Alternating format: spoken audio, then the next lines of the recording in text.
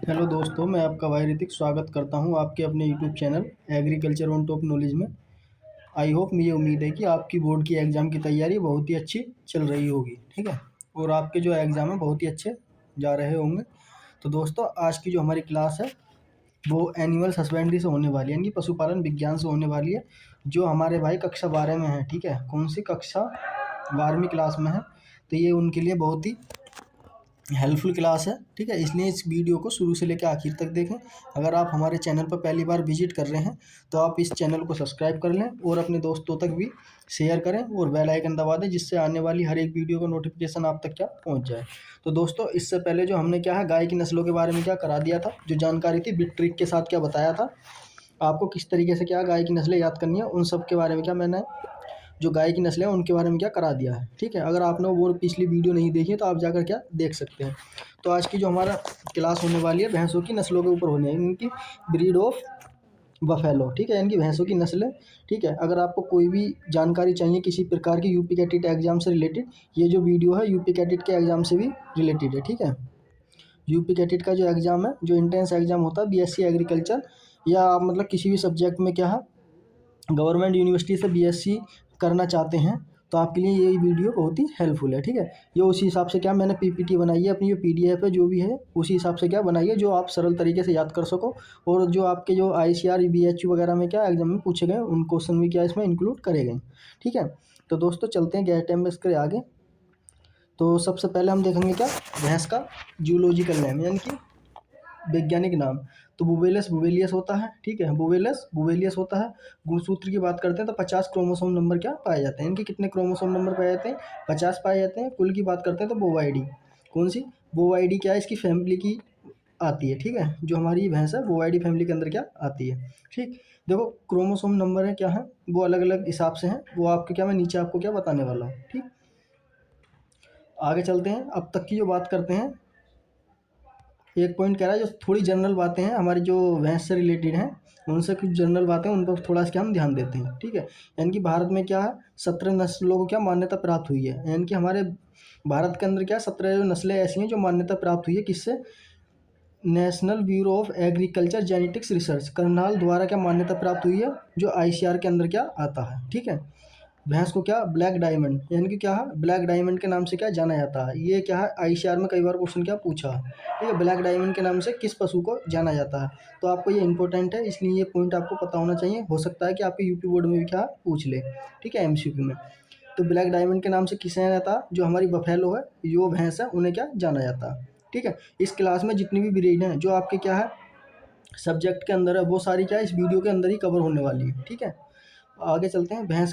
भैंस क्या होती है, दो तरीके की होती हैं। ठीक है, तैरने वाली और कीचड़ वाली। ठीक है, जो भैंस क्या होती हैं, जो भैंसों का जल में तैरना या कीचड़ में लेटना क्या कहलाता है, आपसे एग्जाम में पूछ सकता है कि जो हमारी भैंसें होती हैं जो जल में तैरती हैं और कीचड़ में लेटती हैं, वो क्या कहलाता है, कि क्या कहते हैं उसे? तो उसे कहते हैं वेलोइंग। क्या कहते हैं? वेलोइंग का कहा जाता है। ठीक है, भैंस व गाय की आवाज़ को क्या कहा जाता है, यानी कि जब भैंस या गाय क्या आवाज़ निकालती है तो उसे क्या कहते हैं? रंभाना कहते हैं। क्या कहते हैं? रंभाना बोलते हैं। ठीक है, इनकी भैंस क्या रंभा रही है। ठीक है, इस तरीके से आप क्या बोलते हैं, गाँव में आपने देखा होगा। ठीक, बात करते हैं भैंस की श्रेणी, यानी कि हमने भैंसों को क्या दो भागों में क्या बांटा है, अफ्रीकन भैंस और एशियन भैंस। ऐसी भैंसें जो अफ्रीकन क्षेत्र में पाई जाती हैं, ऐसी भैंसें जो एशिया महाद्वीप पर क्या पाई जाती हैं। ठीक है, दो वर्गों में क्या बांटा है। ठीक, ये आपको पता होना चाहिए भैंसों को कितनी श्रेणी में बांटा गया, दो में, यानी कि अफ्रीकन और एशियन में। ओके, कौन कौन सी हैं अब देख लेते हैं क्रम से इनके। तो हम बात करने वाले हैं कि अफ्रीकन जो एशियन है, अब क्या हमारी एशियन भैंस है। ठीक है, उन्हें क्या दो भागों में क्या बांटा। ठीक है, एशियन भागों को, एशियन जो भैंस हैं उन्हें भी कितने भागों में बांटा, दो भागों में। कौन कौन से? जंगली भैंसें और पालतू भैंसें। यानी कि कुछ ऐसी भैंसें होती हैं जो जंगलों में पाई जाती हैं और कुछ ऐसी भैंसें होती हैं जिन्हें क्या हम पालते हैं, दूध वूध पीते हैं। ठीक है, इस तरीके की ये भैंसें क्या आती हैं। ठीक है, आपसे पूछेगा कि एशियन भैंसों को कितने भागों में बांटा गया, दो भागों में, जंगली जंगली भैंसें और पालतू भैंसें। ठीक है, और पालतू भैंसों को हमने कितने भागों में बांटा, फिर इसके भाग है पालतू भैंसों के। ठीक है, इसके क्या ये भाग है, पालतू भैंसों को दो भागों में बांटा। कीचड़ वाली यानी कि दलदली वाली, ऐसी भैंसें जो क्या कीचड़ में ही रहना क्या पसंद करती हैं, गारे में लेटना क्या पसंद करती हैं। और कुछ ऐसी भैंसें होती हैं जो जल में रहना पसंद करती हैं, क्या उन्हें क्या जल की आवश्यकता होती है, ज़्यादातर जल में ही क्या ये नदी में क्या तैरने के लिए अच्छा लगता हो, कीचड़ में नहीं जाती। ठीक है, पालतू भैंसें भी क्या दो प्रकार की होती हैं, कीचड़ वाली भैंसें और जलीय भैंसें। ठीक, आगे चलते हैं। अब देखते हैं कि अब देखते हैं क्या हम भैंसों का उत्पत्ति स्थान, इम्पोर्टेंट है, बहुत ही वेरी इंपॉर्टेंट पॉइंट है, आपसे पूछ सकता है बोर्ड में भी। भैंस का उत्पत्ति स्थान किसे माना जाता है, हमारा भारत को ही क्या माना जाता है। ठीक है, सबसे पहले बात करते हैं जलीय वाली भैंसें कौन सी। जो जलीय वाली भैंसें होती हैं उनके क्या विशेषता होती है और क्या क्या चीज़ पाई जाती है उनके बारे में बात करते हैं। इन्हें क्या भारतीय भैंस भी कहा जाता है। इनकी जो जलीय वाली भैंसें होती हैं या नदिया वाली भैंसें होती हैं उन्हें क्या कहा जाता है, भारतीय भैंसों के नाम से क्या जाना जाता है। ठीक है, इनकी गुणसूत्रों की संख्या कितनी होती है, 50 होती है। आपसे एग्जाम में पूछेगा कि जलीय भैंसों की गुणसूत्र संख्या कितनी होती है, 50 होती है। तो ये वाला पॉइंट भी इंपॉर्टेंट है आपके एमसीक्यू से। ठीक है, ये आपको क्या है 1 नंबर में भी पूछ सकता है यूपी बोर्ड में, और उसके हिसाब से यूपी कैडेट के हिसाब से ये वीडियो तो बहुत ही हेल्पफुल है। ठीक है, इससे 100% आपको क्वेश्चन मिलना ही मिलना है। ठीक, यह जल में क्या तैरना पसंद करती है, इसकी क्या विशेषता है जो जलीय भैंस हैं। ठीक है, कम गर्मी सहनशील होती है, इन्हें क्या गर्मी सहनशील करने की क्या क्षमता इनके अंदर कम होती है, इसलिए क्या है नदियों में ज़्यादातर रहती हैं। इनका क्या होता है, भारी शरीर, यानी कि भारी शरीर व मांस वाली होती है। इनका शरीर भारी होता है और मांस ज़्यादा पाया जाता है। ये अधिक दूध उत्पादन हेतु उपयोगी होती हैं। ये जलीय भैंसें होती हैं सबसे ज़्यादा क्या दूध भी देती हैं। ठीक, आगे चलते हैं, अगला पॉइंट देख लेते हैं। यह भारत पाकिस्तान मध्य पूर्वी एशिया देश में भी क्या पाई जाती हैं, और जो मध्य पूर्वी देश हैं यूनान है, इटली है, एशिया है, रूस है, यानी कजाकिस्तान है, ये उसमें भी क्या पाई जाती हैं। ठीक है, जलिया वाली भैंस जो होती है।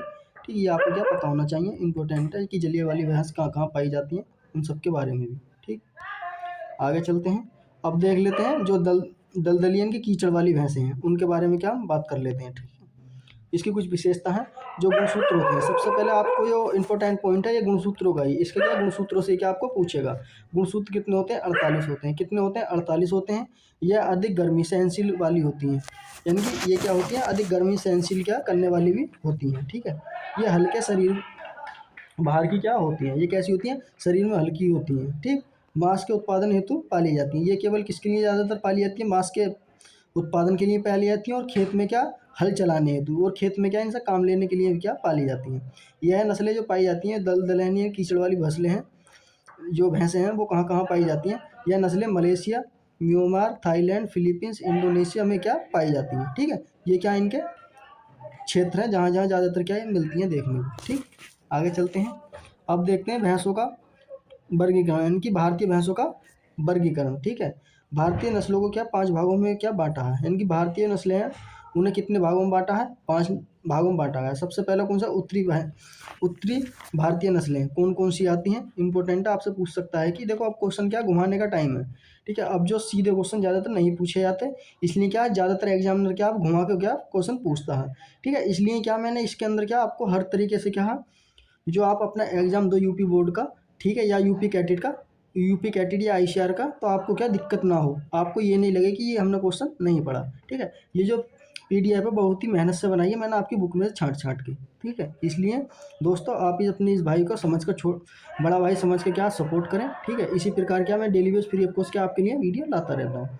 ठीक, उत्तर भारतीय नस्लें कौन कौन सी हैं, मुर्रा है, नीली रावी है, यह पंजाब में क्या पाई जाती है। ठीक है, मुर्रा और नीली रावी ज़्यादातर कहाँ देखी जाती है, पंजाब के अंदर देखी जाती है, यूपी के अंदर। ठीक है, इंपॉर्टेंट है यूपी कैटेट के एग्जाम से, तो आप इसे याद रखना। यूपी वाली भदावरी भैंस जो है यूपी के अंदर क्या ज़्यादातर देखी जाती है। ठीक, आपको क्या लास्ट में इनके क्या मैं डायग्राम भी दिखाऊंगा किस तरीके की ये दिखती हैं। ठीक? और तीसरी है गुजरात की नस्लें कौन कौन सी है, सूरती है, महसाना है, जाफराबादी है, कुंडी है और बन्नी है। ठीक है, ये कहाँ की हमारी गुजरात में रहने वाली ज़्यादातर क्या नस्लें हैं। ओके, आगे चलते हैं। अब देख लेते हैं क्वेश्चन 5 पॉइंट है, यानी कि 5 भागों में बांटी है, चौथा पॉइंट है इसका। मध्य भारतीय नस्लें कौन कौन सी है, नागपुरी जिसे बोलते हैं इलायची पुरी, ठीक है, या पधापुरी, या गराठवाड़ी, या काला हाड़ी, ठीक है, काला हाड़ी। ठीक है, ये क्या है इसमें क्या पाई जाती है। दक्षिणी भारत की नस्लें कौन कौन सी हैं, टोडा। ठीक है, दक्षिणी भारत में कौन कौन सी पाई जाती हैं, साउथ इंडियन है, टोडा नाम की क्या पाई जाती हैं। ठीक, ये क्या इंपॉर्टेंट है, आप इन्हें क्या एक बार देख सकते हैं अच्छी तरह से। ठीक है, आगे चलते हैं। मुर्रा भैंस किसकी, मुर्रा भैंस की बात कर लेते हैं। तो सबसे पहले हम देखते हैं मुर्रा भैंस, बहुत ही इंपॉर्टेंट है, इसके एग्जाम में क्या क्वेश्चन पूछा जाता है 100%। ठीक है, आपको बोर्ड में पूछेगा और यूपी कैडेट में क्या पूछा जाता है। उत्पत्ति स्थान की बात करते हैं, जैसे मैंने आपको बता दिया पंजाब और हरियाणा क्या इसको उत्पत्ति स्थान माना जाता है मुर्रा भैंस का। वितरण यानी कि कहाँ कहाँ ये देखी जाती है, दिल्ली और उत्तरी राजस्थान में क्या ज़्यादातर हमने इसको देखा है। ठीक, विशेषता की बात करते हैं तो इसे क्या दिल्ली बफेलो के नाम से क्या जाना जाता है, यानी कि कौन सी दिल्ली बफेलो के नाम से क्या जाना जाता है, इंपॉर्टेंट पॉइंट है। ठीक है, जो मैंने क्या रेड कर रखे हैं वो ज़्यादातर क्या इंपॉर्टेंट पॉइंट है। ठीक है, ब्लैक ब्यूटी के नाम से भी क्या जाना जाता है। और इसका क्या होता है, ऊंचा शरीर और गहरे काले रंग की होती है। कैसा होती है, ऊंचा शरीर और गहरे क्या काले रंग की होती है। ठीक है, बहु अधिक कहा बहुत अधिक क्या कसे हुए इसके सींग होते हैं, यानी कि जलेबी आकार के क्या सींग होते हैं, इसलिए क्या हमेशा मुर्रा भैंस बोलते हैं, यानी कि इस तरीके से क्या सींग इसके मुड़े हुए होते हैं। ठीक है, विश्व की सबसे अधिक क्या दूध देने वाली भी क्या नस्ल मानी जाती है। ठीक है, विश्व की सबसे अधिक दूध देने वाली, सबसे ज़्यादा दूध देने वाली कौन सी है, मुर्रा नस्ल को क्या माना जाता है। उत्तरी भारत में सबसे अधिक दूध देने वाली नस्ल क्या है, ऐसा माना जाता है। ठीक है, दूध उत्पादन की बात करते हैं, क्या दूध उत्पादन की बात करते हैं तो दूध उत्पादन की बात करते हैं 1500 लेकर 2500 लीटर पर ब्यात। ठीक है, पर ब्यात क्या दूध देती है ये। बसा की बात करते हैं, 7 से 8% क्या है इसमें बसा पाई जाती है, कितनी 7 से 8%। देखो दोस्तों, अगर आपको यूपी बोर्ड में पूछे, ठीक है, यूपी बोर्ड एग्जाम में क्या लिखने को पूछे कि मुर्रा भैंस की विशेषता, उसके लक्षण, इस तरीके से क्या, तो आप इन पॉइंटों को लिख के आना आपने।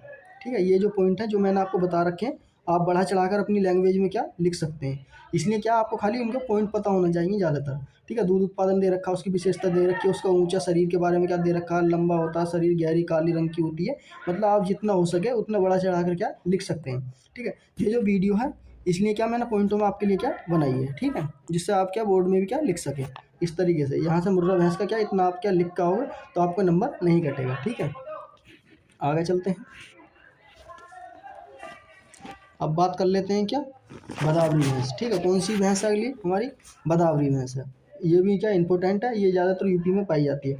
भदावरी का जो उत्पत्ति स्थान माना जाता है उत्तर प्रदेश के आगरा जिलों के क्या भदावर क्षेत्र है उसे माना जाता है। इसकी विशेषता की बात कर लेते हैं। ठीक है, रंग कैसा होगा इसका, तावे जैसा होगा, इंपॉर्टेंट पॉइंट है। जो मैंने क्या ये जितने कलर में कर रखा है ये समझ लो, ये इंपॉर्टेंट पॉइंट है, ये आपको क्या पता ही होने चाहिए। ठीक है, शरीर कैसा होगा, आगे से पतला और पीछे से क्या चौड़ा होगा, यानी कि त्रिकोणीय आकार का क्या इसका शरीर होता है। आपसे पूछेगा कि त्रिकोणीय आकार का शरीर किस भैंस का होता है, तो आपको पता होना चाहिए भदावरी भैंस का। ठीक है, आपसे पूछ सकता है कि कोपर जैसा रंग, यानी कि तांबे जैसा रंग किसका होता है, तो हमारी भदावरी भैंस का होता है। ठीक है, ये क्या पॉइंट है जो आपके लिए बहुत ही इंपॉर्टेंट है। सींग की बात करते हैं तो गोल चपटे व पीछे की तरफ क्या मुड़े हुए होते हैं। थन की बात करते हैं छोटे और दूसरा क्या उभरी हुई पाई जाती है। ठीक है, ये इसकी क्या विशेषता है। अब इसकी दूध उत्पादन की बात कर लेते हैं। यही क्या सेम आप अपने बोर्ड में लिख के आना है। मैं फिर से कह रहा हूँ, अगर आपको मिलता है तो आप इस तरीके से क्या लिख के आना। दूध उत्पादन की बात करते हैं तो मात्रा क्या है, 1000 से लेकर 2000 लीटर पर ब्यात। ठीक है, क्या पर ब्यात लिख सकते हैं, वर्ष नहीं पर ब्यात। ठीक है, देती है। बसा की बात करते हैं तो सबसे कम दूध पाया तो बसा भी इसमें क्या ज़्यादा पाई जाती है, कितनी 12 से 14% क्या बसा इसमें पाई जाती है। ठीक है, आगे चलते हैं। अब देख लेते हैं अगली भैंस है कौन सी हमारी, जाफराबादी। ठीक है, ये भी क्या इंपॉर्टेंट वैसन नस्ल है। उत्पत्ति स्थान की बात करते हैं गुजरात का काठियावाड़ा क्षेत्र है, उसके क्या उत्पत्ति स्थान माना जाता है। वितरण स्थान की बात करते हैं गुजरात और कच्छ और जामनगर क्या माना जाता है इसका, यानी कि जहाँ जहाँ ये देखी जाती है जाफराबादी। ओके, अब इसकी विशेषता देख लेते हैं, जाफराबादी कौन कौन सी विशेषता है उनके बारे में। ठीक है, विशेषता की बात करते हैं, सबसे भारी नस्ल है। ठीक है, सबसे भारी नस्ल है, इसे क्या मिनी एलिफेंट के नाम से क्या जाना जाता है। ये देखो जितनी भी मैंने लाल कर रखा, फिर से बता रहा हूँ, ये बहुत ही इंपॉर्टेंट पॉइंट है। ठीक है, सबसे भारी नस्ल क्या और मिनी एलिफेंट के नाम से किसे जाना था, जाफराबादी। ठीक है, जाफराबादी के नाम से क्या जाना जाता है। इसका माथा क्या होता है, भारी व ऊंचा उठा हुआ होता है। कैसा होता है, भारी होता है और उठा हुआ होता है। सींग सबसे चौड़े व नीचे की तरफ क्या मुड़े हुए होते हैं। सींग चौड़े होंगे और नीचे की तरफ क्या मुड़े हुए होंगे। कृषि कार्य के लिए क्या बहुत ही उपयोगी होती है। ठीक, इसके दूध की बात करते हैं तो 1400 लीटर पर ब्यात के आसपास का दूध देती है। बसा की बात करते हैं 7 से लेकर 9% क्या इसमें बसा पाई जाती है। ठीक है, यह नस्ल व्यावसायिक दृष्टि से सर्वाधिक दूध देने वाली है, यानी कि व्यावसायिक दृष्टि से, यानी कि सबसे ज़्यादा दूध देने वाली क्या नस्ल को इसे क्या माना जाता है, जाफराबादी को। ओके, आगे चलते हैं। सूरती नस्ल, कौन सी, सूरती नस्ल वाली। ठीक है, सूरती नस्ल की बात करते हैं तो उत्पत्ति स्थान की बात करते हैं गुजरात का बड़ौदा क्या है, खेड़ा क्या माना जाता है। वितरण की स्थान बात करते हैं उदयपुर और बांसवाड़ा और डींगरपुर के क्या पाई जाती है ये सूरती। ठीक है, आगे चलते हैं। अब बात कर लेते हैं इसकी सूरती की विशेषताओं की बात क्या क्या है। इनकी सींग दराती आकार के होते हैं, यानी कि आपसे पूछ सकता है कि हंसी आकार के सींग किसके होते हैं, तो सूरती के होते हैं। ठीक है, इंपॉर्टेंट है ये वाला पॉइंट, कई बार एग्जाम में क्या पूछा गया, पेट के नाप के आकार का होता है। इसका जो पेट है नाप के आकार की तरह होता है। हल्के कामों होती है क्या उपयोग की जाती है, और इसका गर्भकाल क्या होता है 305 दिन का होता है। ठीक है, आप 310 दिन का क्या ज़्यादातर जितनी भी हमारी भैंसें हैं उनका होता है, और 280 दिन किसका होता है, हमारा गाय का होता है। ठीक है, किसका होता है, गाय का होता है। ठीक, आगे चलते हैं। ये आपको होगा पॉइंट पता होना चाहिए। इसके दूध उत्पादन की बात करते हैं सुरती के, तो मात्र कितना पाया था, 1500 से लेकर 1700 लीटर पर ब्यात के आसपास क्या दूध दे देती है। बसा की बात करते हैं, 7.5% क्या बसा इसके दूध में पाई जाती है। ठीक है, आगे चलते हैं। अगली नस्ल है महसाना। कौन सी? महसाना। इसकी क्या नस्ल है? उत्पत्ति स्थान की बात करते हैं, गुजरात का महसाना क्षेत्र है, यानी कि बांसकांठे है या बड़ौदा है, उससे क्या उत्पत्ति स्थान क्या माना जाता है। वितरण की बात करते हैं, राजस्थान के जैसलमेर है, उसमें क्या ज़्यादातर हमने देखी है ये नस्ल। ठीक है, विशेषताओं की बात करते हैं, तो ये कैसी होती है, द्विसंकरण। ठीक है, इंपॉर्टेंट है ये वाला। महसाना आपसे पूछा किस तरीके की नस्ल है, तो क्या है, हाइब्रिड नस्ल है और द्विसंकरण नस्ल है। ठीक है, वो किस किस से बनी हुई थी, महसाना। ठीक है, आप MS से क्या याद रख सकते हैं, यानी कि महसाना से मुर्रा और सूरती। ठीक है, उससे क्या है, क्रॉस है। ठीक, आगे चलते हैं। दूध काल क्या होता है इसका, सबसे लंबा होता है। ठीक है, दूध काल कैसा होता है इसका, महसाना का लंबा होता है। यह 320 दिन तक क्या दूध देती है। कितने, 320 दिन तक क्या है, दूध देती है। कौन सी, हमारी महसाना नस्ल। ठीक है, दूध उत्पादन की बात करते हैं, तो मात्र 1500 लीटर पर ब्यात के आसपास क्या है देती है। ठीक, बसा की बात करते हैं, 7 से 8% इसके दूध में क्या बसा पाई जाती है। ये पॉइंट इस तरीके से आप क्या लिखाना अपने यूपी बोर्ड की कॉपी में। ठीक है, मैं बार बार आपको क्या इस बेसिक क्या बता रहा हूँ। ठीक, आप फिर बाद में कमेंट करोगे सर थोड़ा क्या लॉन्ग, क्योंकि देखो लॉन्ग नहीं करवा सकता। आप इसे बड़ा चढ़ाकर अपनी लैंग्वेज में लिख सकते हैं, खाली आपको क्या पॉइंट पता होने चाहिए, जैसे मैंने क्या इसमें बता रखे हैं। ठीक है, और बाकी क्या आप लिखना अच्छी तरह से जानते हैं। ठीक, बात करते हैं उत्पत्ति स्थान। पंजाब का फिरोजापुर जिला क्या है, इसका उत्पत्ति स्थान माना जाता है किसका, नीली राठी का। ठीक है, नीली राठी की नस्ल है भैंस की। ठीक, नामांकन की बात करते हैं, सतलज नदी के आधार कारण क्या इसका नाम नीली राठी पड़ा, यानी कि इसका जो नीली राठी है वो सतलज नदी के कारण क्या पड़ा। ठीक, इसकी विशेषता की बात करते हैं, पंचाली नस्ल के नाम से भी क्या जाना जाता है। इसका चेहरा, माथा और थूथन और टांगों का निचला भाग क्या, पूंछ का अंतिम हिस्सा सफ़ेद रंग का होता है। ये क्या इसकी पहचान है। ठीक है, विशेषता है।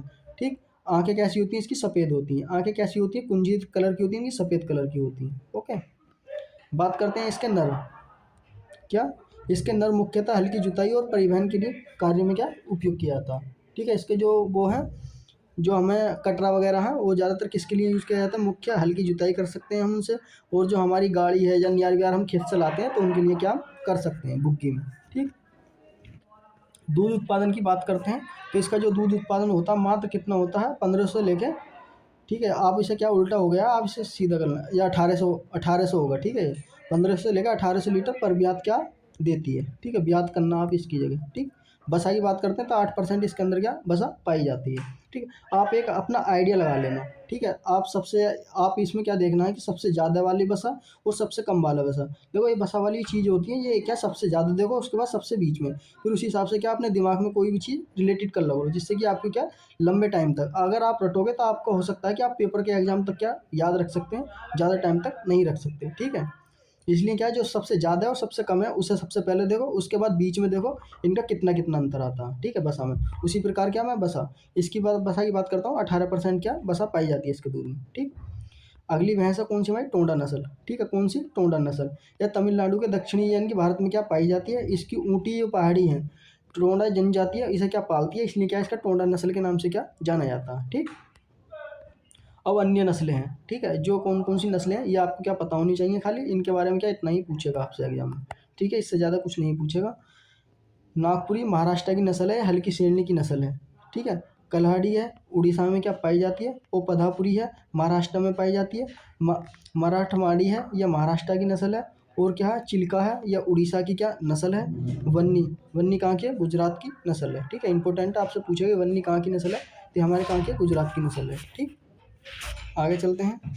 अब ये क्या आप देख सकते हैं डायग्राम में। ठीक है, ये क्या आप डायग्राम में देख सकते हैं कौन सी नस्ल किस तरीके की है।